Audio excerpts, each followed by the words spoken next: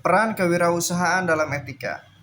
Kewirausahaan memiliki arti yang berbeda-beda antar para ahli atau sumber acuan karena berbeda-beda titik berat dan penekanannya.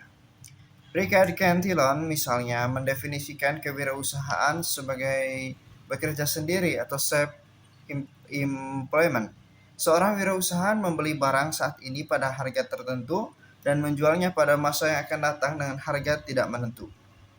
Jadi definisi ini lebih menekankan pada bagaimana seorang menghadapi risiko atau ketidakpastian. Berbeda dengan Cantillon, menurut kegiatan kewirausahaan mencangkup identifikasi peluang-peluang di dalam sistem ekonomi, sementara menurut Harvey Leibenstein, kewirausahaan mencakup kegiatan yang dibutuhkan untuk menciptakan atau melaksanakan kewirausahaan pada saat semua pasar belum terbentuk atau belum teridentifikasi dengan jelas, atau komponen fungsi produknya belum diketahui sepenuhnya. Orang yang melakukan kegiatan kewirausahaan disebut wirausahawan. Kewirausahaan berasal dari kata wira dan usaha. Wira berarti pejuang, pahlawan, manusia unggul, teladan, berbudi luhur, gagah berani, dan berwatak agung. Usaha adalah perbuatan amal, bekerja, dan berbuat sesuatu.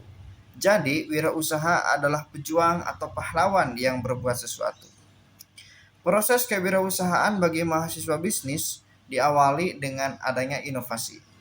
Inovasi tersebut dipengaruhi oleh berbagai faktor baik yang berasal dari pribadi maupun di luar pribadi, seperti pendidikan, sosiologi, organisasi, kebutuhan, dan lingkungan. Faktor-faktor tersebut membentuk locus of control. Kreativitas, keinovasian, implementasi, dan pertumbuhan yang kemudian berkembang menjadi wirausahawan yang besar.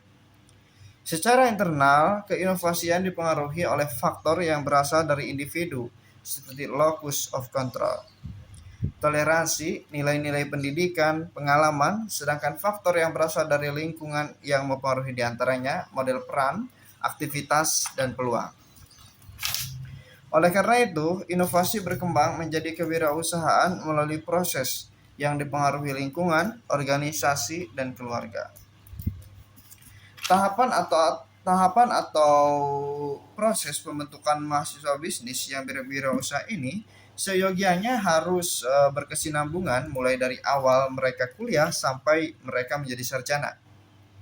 Bahkan proses pembelajaran wirausaha itu sendiri seyogianya dimulai dari pendidikan dasar sampai dengan pendidikan tinggi. Mengapa demikian? Hal ini sesuai dengan hasil penelitian yang dilakukan Colin, Morse, dan Zalesnik yang berkesimpulan bahwa the act of entrepreneurship is an aftermath of coping with early childhood experience.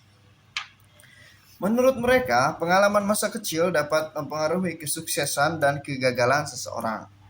Pengalaman masa kecil juga dapat menimbulkan dorongan dan daya kritis, kemauan mencoba, disiplin, dan sebagainya yang akan membantu seseorang untuk mengembangkan rasa percaya diri serta keinginan berprestasi.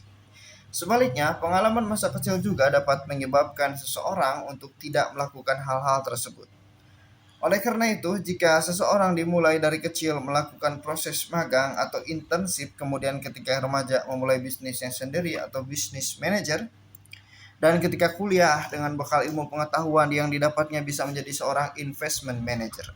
Maka setelah lulus kuliah, seorang sarjana diharapkan menjadi seorang entrepreneur yang memiliki financial freedom atau kebebasan finansial. Sebagai suatu ilustrasi, kita akan ceritakan sebuah pendidikan dalam sebuah keluarga.